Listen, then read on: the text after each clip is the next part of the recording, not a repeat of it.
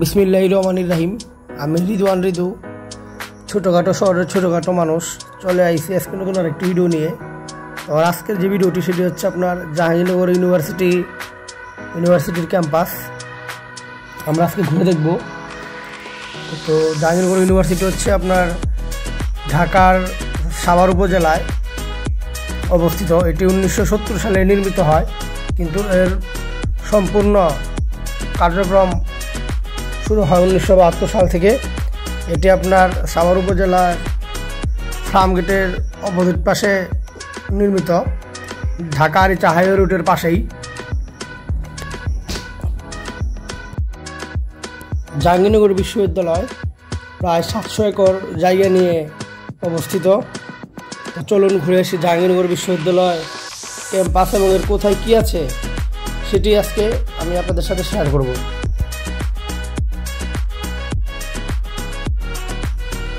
আমি বর্তমান আছি ঠিক জাহাঙ্গীরনগর বিশ্ববিদ্যালয়ের প্রধান যে গেট, মানে মেন যে গেট, সেই মেন গেটের সামনে।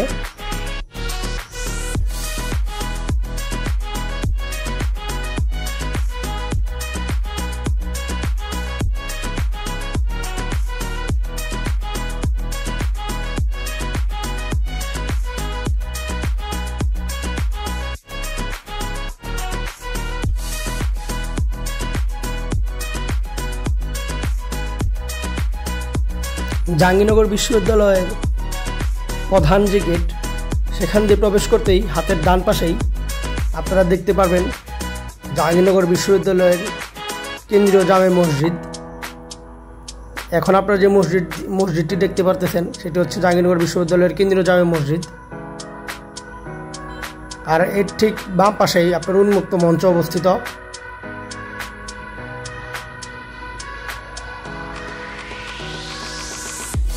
এটি হচ্ছে জাহাঙ্গীরনগর বিশ্ববিদ্যালয়ের উন্মুক্ত মঞ্চ।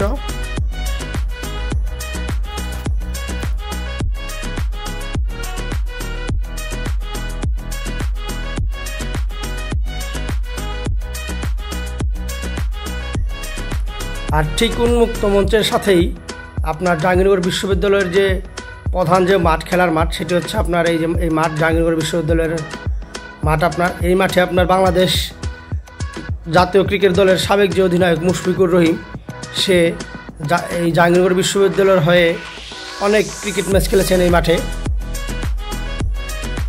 এবং এই মাঠের সাথে হচ্ছে আপনার উন্মুক্ত মঞ্চ অবস্থিত।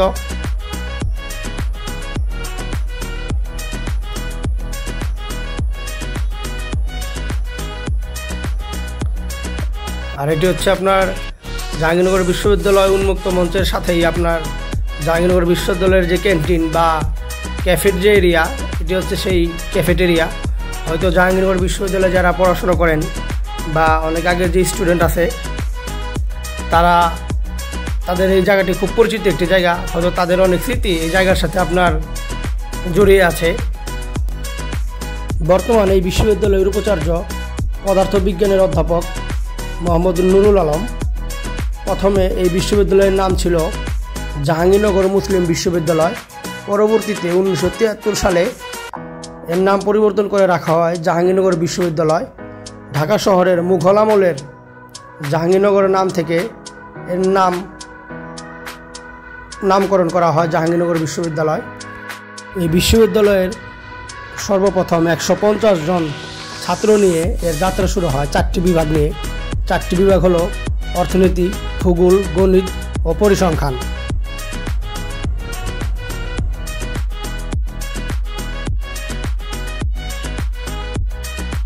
ভাষা আন্দোলনের স্মরণে এর নামকরণ রাখা হয় অমর একুশ। এটির স্থপতি শিল্পী জাহানারা পারভীন।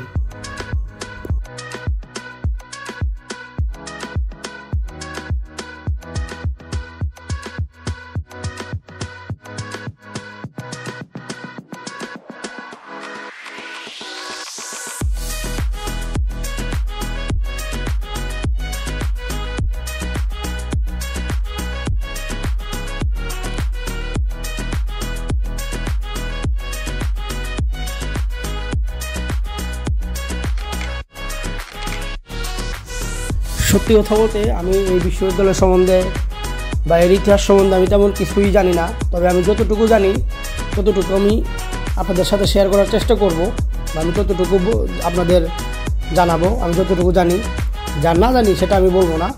আমি খুবই কম জানি, বা আমি অতটা মানে শিক্ষিত না বা পড়াশোনাও করি নাই।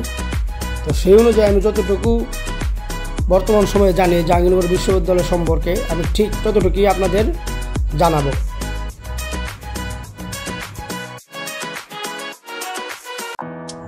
এই বিশ্ববিদ্যালয় বাংলাদেশের একমাত্র পূর্ণাঙ্গ আবাসিক বিশ্ববিদ্যালয়।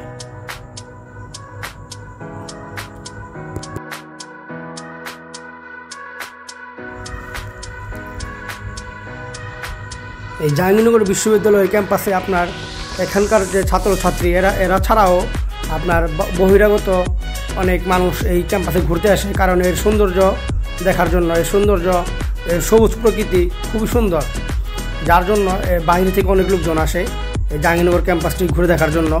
এবং সেই সাথে ক্যাম্পাসের ছাত্রছাত্রীদের জন্য যে আপনারা এই পাশটিতে দেখতে পারতেছেন যে বিভিন্ন দোকান বা এই যে বিভিন্ন জায়গায় বসার স্থান করা হয়েছে ছোটো ছোটো করে।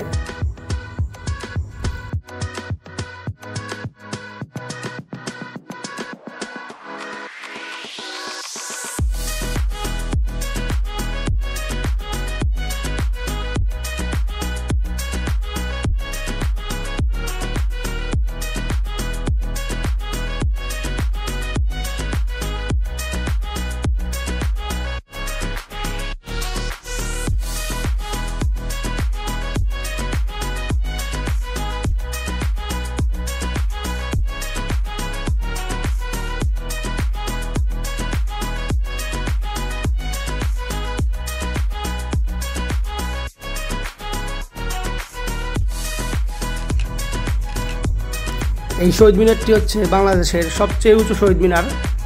এটি জাহাঙ্গীরনগর বিশ্ববিদ্যালয়ে অবস্থিত। বাংলাদেশের সবচেয়ে উঁচু শহীদ মিনার এটি। আর এর চারপাশটা খুবই সুন্দর, সবুজে ঘেরা, একদম যেন প্রকৃতির সাথে মিশে আছে সবুজ। এরকম একটি ক্যাম্পাসে জাহাঙ্গীরনগর বিশ্ববিদ্যালয়। অনেক দূর দূরান্ত থেকে এই ক্যাম্পাসের সৌন্দর্য দেখার জন্য প্রায় প্রতিদিনই অনেক মানুষ ভিড় করে।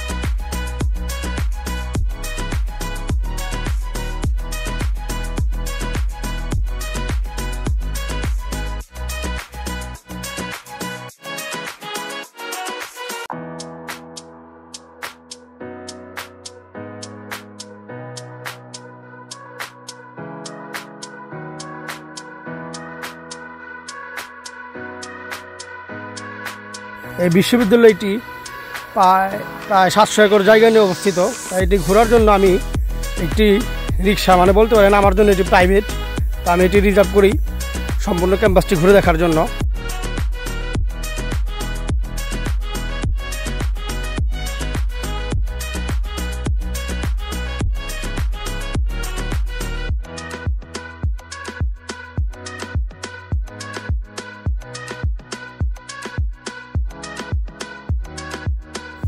আপনারা এখন যে ভবনটি দেখতে পারতেছেন, এটি হচ্ছে ওয়াজেদ মিয়া বিজ্ঞান গবেষণা কেন্দ্র।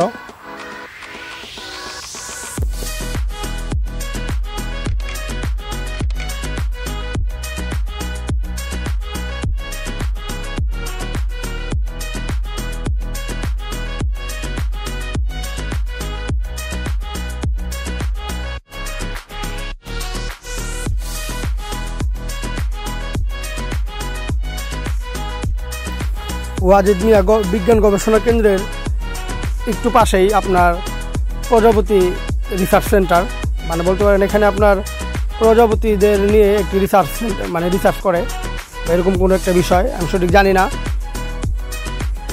তবে বাটারফ্লাই এখানে লেখা হচ্ছে, সাইনবোর্ডের মধ্যে লেখা হচ্ছে আপনার বাটারফ্লাই রিসার্চ সেন্টার বা এরকম কোনো কিছু লেখা।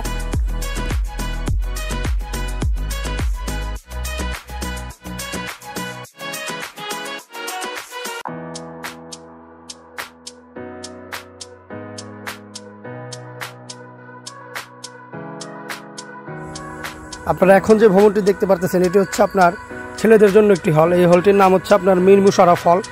এর আসন সংখ্যা হচ্ছে 400-এরও অধিক।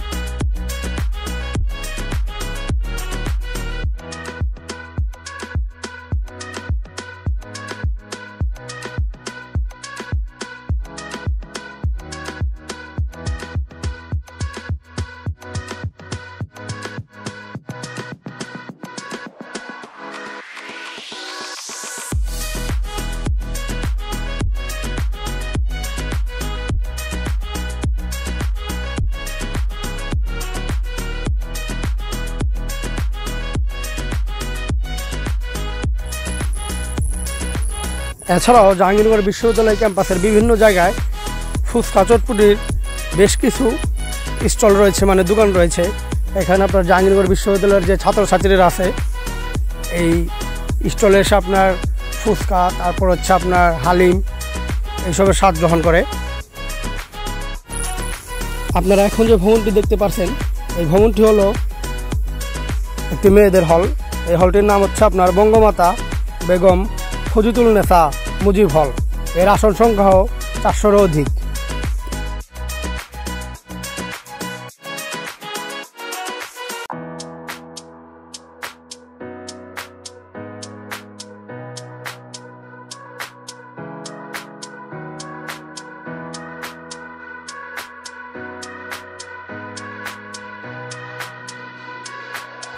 আর তার ঠিক পাশেই আপনার আরেকটি হল, সেটিও মেয়েদের হল।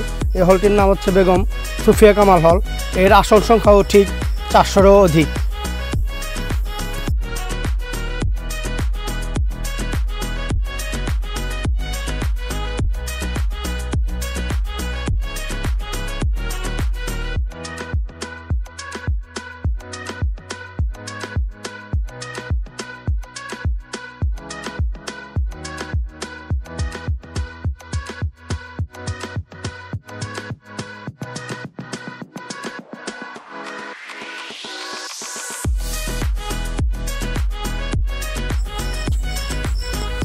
আর এর ঠিক পরবর্তী হলটি হচ্ছে আপনার প্রীতিলতা হল।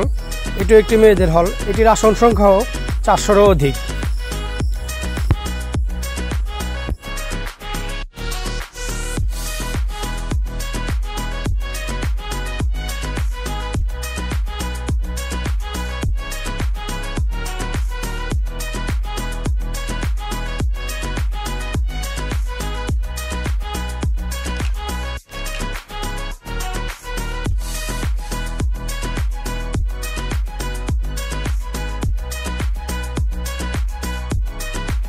প্রীতিলতা হলের পাশেই জাহানারা ইমাম হল। এটিরও আসন সংখ্যা 400-এরও অধিক এবং এটিও একটি মেয়েদের হল। এর আসন সংখ্যাও 400-এরও অধিক।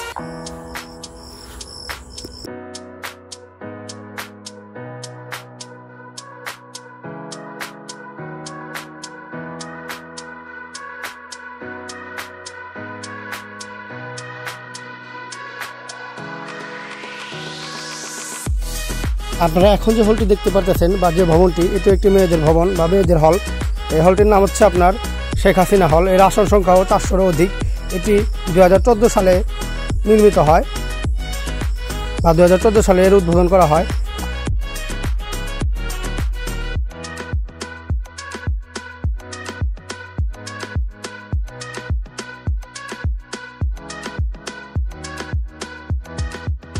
আপনারা এখন যে হলটি দেখতে পাচ্ছেন এটি একটি মেয়েদের হল। এটি হচ্ছে বেগম খালেদা জিয়া হল। এটি 2005 সালে উদ্বোধন করা হয়।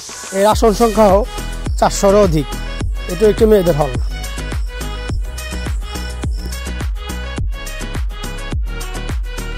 আপনারা এখন যে ভবনটি দেখতে পাচ্ছেন এটিও একটি মেয়েদের হল। এই হলটির নাম হচ্ছে আপনার নওয়াব ফয়জুন্নেসা হল। এটি 1996 সালে না 94 সালে আপনার উদ্বোধন করা হয়। এর আসন সংখ্যা 200-এরও অধিক।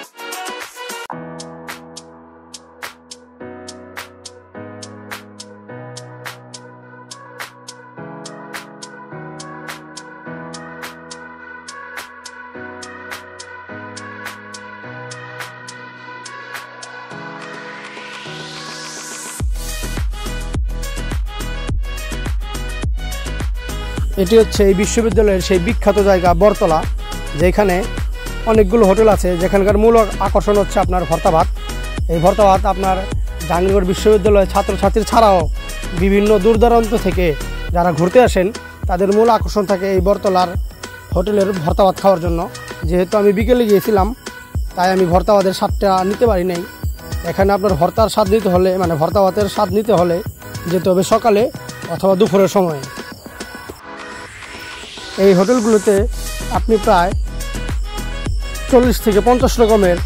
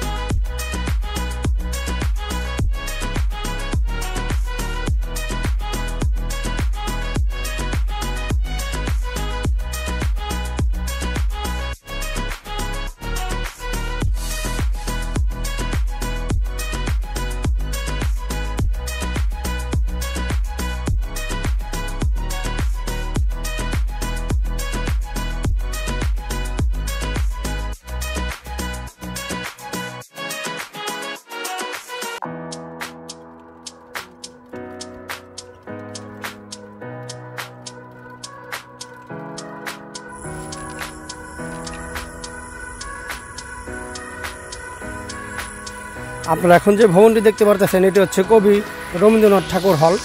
তো এই রবীন্দ্রনাথ ঠাকুর হলের আসন সংখ্যাও 400-এরও অধিক। এটি একটি ছেলেদের হল। আপনার জাহাঙ্গীরনগর বিশ্ববিদ্যালয়ে প্রায় 16 থেকে 20টি আপনার হল রয়েছে। এই হলগুলো আপনার 50-50 করে। যদি কিনা আপনার 16টা হল থাকে তাহলে 8টা হচ্ছে আপনার মেয়েদের জন্য, 8টা হচ্ছে ছেলেদের জন্য। আর যদি 20টা হয়ে থাকে তাহলে আমি সঠিক জানি না 16টা না 20টা। তো যদি 20টা হয়ে থাকে তাহলে 10টা ছেলেদের জন্য, 10টা মেয়েদের জন্য। তো যাই হোক, আপনার কবি রবীন্দ্রনাথ ঠাকুর হলের সামনে মানে একটি বিশেষ জিনিস দেখতে পেলাম আমি। সেটা হচ্ছে আপনার এই যে আপনার যে ডিজাইনগুলো দেখতেছেন, মানে ঘাস দিয়ে খুব সুন্দর করে আপনার বিভিন্ন ডিজাইন করা, খুব সুন্দর লাগতেছিল দেখে।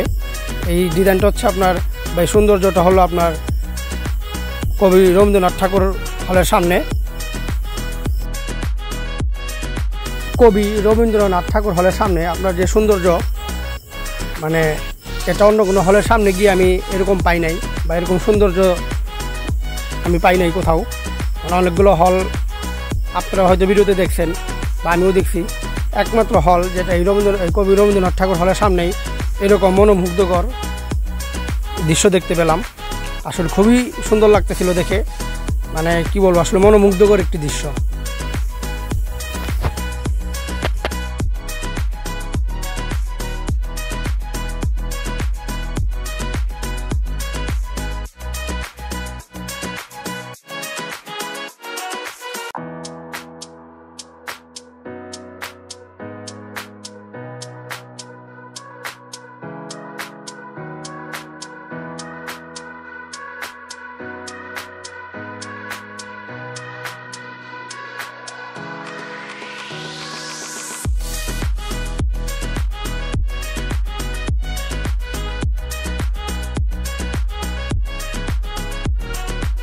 আর আপনারা এখন যে ভবনটি দেখতে পারতেছেন এটি হচ্ছে জাহাঙ্গীরনগর বিশ্ববিদ্যালয় স্কুল অ্যান্ড কলেজ, মানে এটা হচ্ছে আপনার আলাদা একটি পাশে জাহাঙ্গীরনগর বিশ্ববিদ্যালয় স্কুল ও কলেজ এই ভবনটি। ভিডিওর শুরুতেই আমি আপনাদের জানাইছিলাম আমি অতটা পড়াশোনা জানি না বা অতটা পড়াশোনা আমি করি নাই, এরপরেও জাহাঙ্গীরনগর বিশ্ববিদ্যালয় সম্পর্কে বা এর ইতিহাস সম্পর্কে আমি যতটুকু জানাইছি আমার সামর্থ্য অনুযায়ী। এর মধ্যে যদি কোনো কিছু ভুল হয়ে থাকে দয়া করে আপনারা আমাকে ক্ষমার দৃষ্টিতে দেখবেন।